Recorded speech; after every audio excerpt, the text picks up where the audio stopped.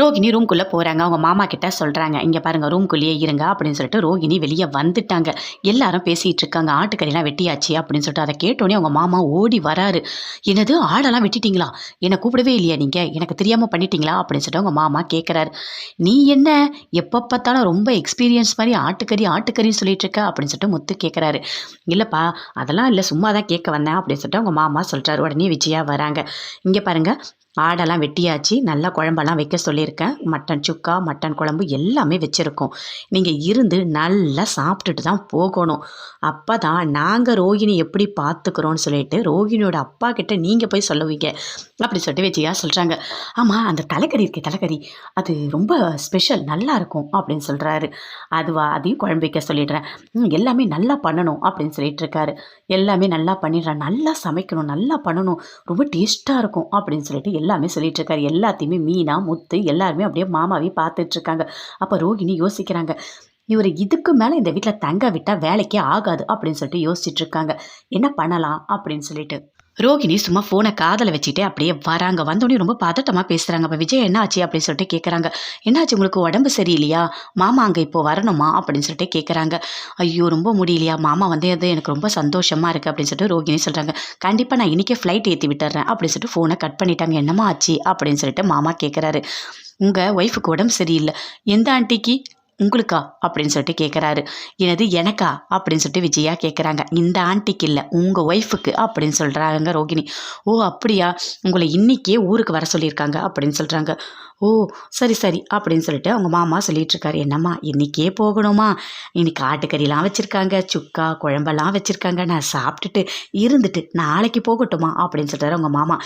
என்ன பேசிகிட்டு இருக்கீங்க? அவங்களுக்கு உடம்பு சரியில்லைன்னா இன்றைக்கி நீங்கள் போய் தானே ஆகணும் அப்படின்னு சொல்லிட்டு ரோகிணி சொல்கிறாங்க. பாட்டி சொல்கிறாங்க, பொண்டாட்டிக்கு உடம்பு சரியில்லைன்னா உடனே தான் போகணும் அப்படின்னு சொல்லிட்டு. சரிம்மா ரோகிணி நான் கிளம்புறேன். ஆட்டுக்கறி எல்லாரும் சாப்பிட்டுங்க, நிறைய விலை விற்கிது சரிங்களா? மிச்சம் மீதிலாம் வச்சிடாதீங்க, எல்லாம் நல்லா சாப்பிடுங்க அப்படின்னு சொல்கிறாரு. சொல்லிட்டு உள்ளே போயிட்டு பேக்கெல்லாம் எடுத்துகிட்டு ரெடி ஆகி வராரு. நான் ஃப்ளைட் டிக்கெட்லாம் போட்டுட்டேன், நீங்கள் போங்க அப்படின்னு சொல்லிட்டு மனோஜை கூட்டிகிட்டு போய் விட சொல்கிறாங்க. அவரும் விட்டுட்டு வராரு. என்ன மாமா போயிட்டாரா அப்படின்னு சொல்லிட்டு விஜயா கேட்குறாங்க. போயிட்டாருமா அப்படின்னு சொல்கிறாங்க. பாவம் அவர் இருந்து சாப்பிட்டுட்டு போகலான்னு பார்த்தா அதுக்குள்ளே போயிட்டாரு அப்படின்னு சொல்லிட்டு பயங்கரமாக ஃபீல் பண்ணுறாங்க விஜயா. சரி ஆண்டி நாமளும் கிளம்பலாமா அப்படின்னு சொல்லிட்டு ஸ்ருதி சொல்கிறாங்க. ஆமாம் நாமளும் போகலாம் அப்படின்னு சொல்லிட்டு விஜயா சொல்கிறாங்க. ஏன் இன்னும் பொங்கல் லீவு 2 நாள் இருக்குது அப்படின்னு சொல்லிட்டு அண்ணாமலை சொல்கிறாரு. வேணாங்க நாங்களாம் கிளம்புறோம் அப்படின்னு சொல்கிறாங்க. எதுக்காக போகிறீங்க? யாரும் போகக்கூடாது, நான் போட்டியெல்லாம் இங்கே ரெடி பண்ணியிருக்கேன் அப்படின்னு சொல்லிட்டு பாட்டி சொல்கிறாங்க. என்ன பாட்டி சொல்கிற? போட்டி இல்லாமல்? ஆமாம் வீட்டு வாசல்லையே ரெடி பண்ண சொல்லியிருக்கேன் அப்படின்னு சொல்கிறாங்க.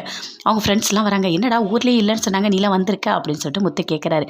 இப்போ தாண்டா வந்தேன், பாட்டி சொன்னாங்க வீட்டில் வெளியே வந்துட்டு போட்டி பண்ணலாம் அப்படின்னு சொல்லிட்டு எல்லாமே ரெடி பண்ணிட்டோம் வாங்க அப்படின்னு சொல்கிறாங்க. அப்போ விஜயா சொல்கிறாரு, அவங்க மாமாவும் இருந்திருந்தா நல்லா இருக்கும் அப்படின்னு சொல்லிட்டு. அப்போ முத்து சொல்கிறாரு, நிறைய பேர் மாட்டியிருப்பாங்க, அவர் இருந்திருந்தா, அதான் கிளம்பிட்டாரு, ஃப்ராடுங்க அப்படின்னு சொல்லிட்டு முத்து சொல்கிறாரு. அப்படியே ரோகிணிக்கு பயங்கரமாக கோவம் வருது. உன்னை இல்லைடா அப்படின்னு சொல்லிட்டு மனோஜை சொல்கிறாங்க. உள்ள சுருதி போகிறாங்க. போனோடனே ரவி கிட்ட சொல்கிறாங்க, பார்த்தீங்களா அவர் எப்போ பார்த்தாலும் நம்மளை தான் திட்டிகிட்டு இருக்காரு அப்படின்னு சொல்கிறாங்க. இங்கே பாருங்க ரவி, அவர் ஜெயிக்கவே கூடாது, நாம் 2 பேர் தான் ஜெயிக்கணும் அப்படின்னு சொல்லிட்டு சுருதி சொல்கிறாங்க. அது எப்படி பண்ண முடியும்? அவன் விளாட்னா அவன் ஜெயிச்சா ஜெயிக்கிட்டோம், உனக்கு என்ன இப்போ அப்படின்னு சொல்லிட்டு ரவி சொல்கிறாரு. அதெல்லாம் முடியாது அப்படின்னு சொல்லிட்டு சுருதி சொல்கிறாங்க. இது எல்லாமே பாட்டி கேட்டு ரொம்ப வருத்தப்படுறாங்க. இன்னொரு பக்கம் ரோகிணி சொல்கிறாங்க, இங்கே பாருங்க மனோஜ், நாம தான் ஜெயிக்கணும், கண்டிப்பாக அந்த முத்துவை ஜெயிக்கவே விடக்கூடாது அப்படின்னு சொல்லிட்டு இருக்காங்க. அதையும் பாட்டி கேட்குறாங்க. என்ன இப்படி பேசிகிட்டு இருக்காங்க அப்படின்னு சொல்லிட்டு யோசிக்கிறாங்க. அப்போது மீனா சொல்கிறாங்க முத்துக்கிட்ட, எனக்கு போட்டிலாம் வச்சுருக்காங்க, எனக்கு ரொம்ப சந்தோஷமாக இருக்குது அப்படின்னு மீனா சொல்கிறாங்க. மீனா நான் ஜெயிச்சிருவேனா அப்படின்னு சொல்லிட்டு முத்து கேட்குறாரு. ரொம்ப நாள் கழிச்சு விளையாட போகிறீங்க, அதெல்லாம் ஜெயிப்பீங்க, வீட்டில் யார் ஜெயிச்சா என்ன, எல்லாமே நம்ம குடும்பம் தானே அப்படின்னு சொல்கிறாங்க மீனா. மீனா பேசுறதை கேட்டோடனே பாட்டி பயங்கரமாக ஃபீல் பண்ணுறாங்க. மீனாக்கு இருக்க இந்த மனசு 2 மருமகளுக்கும் இல்லையே அப்படின்னு சொல்லிட்டு ரொம்ப வருத்தப்படுறாங்க. சரி இதுக்கு ஒன்று பண்ணலாம் அப்படின்னு சொல்லிட்டு யோசிக்கிறாங்க. எல்லாரையும் கூப்பிடுறாங்க. இப்போ நான் 2 அணியாக பிரிக்க போகிறேன், அண்ணாமலை டீம் 1, விஜயா டீம் 1 அப்படின்னு சொல்கிறாங்க. அப்போது இந்த பக்கம் வாங்க அப்படின்னு சொல்லிட்டு ரோகிணி சுருதி மீனா 3 பேரையும் கூப்பிடுறாங்க. அண்ணாமலை டீமில் வைக்கிறாங்க. அதே மாதிரி விஜயா கிட்ட முத்து, மனோஜ், ரவி 3 பேரையும் பிரிக்கிறாங்க.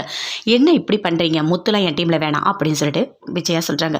அப்படிலாம் பேசாத, நீயும் அவனை தானே பெத்த, 3 பிள்ளைங்கன்னு சொல்கிற, ஏன் இப்படி பேசிகிட்டு இருக்க அப்படின்னு சொல்லிட்டு பாட்டி சொல்கிறாங்க. இல்லை நான் ரோஹிணி டீமுக்கே போகிறேன் அப்படின்னு விஜயா சொல்கிறாங்க. அப்படிலாம் பேசக்கூடாது, இப்படி தான் இருக்கணும் அப்படின்னு சொல்லிட்டு கூட்டிகிட்டு போகிறாங்க. பாட்டி போயிட்டு உக்காந்துட்டாங்க. ஃபஸ்ட்டு யார் போகிறீங்க உரியடிக்க அப்படின்னு சொல்லிட்டு கேட்குறாங்க.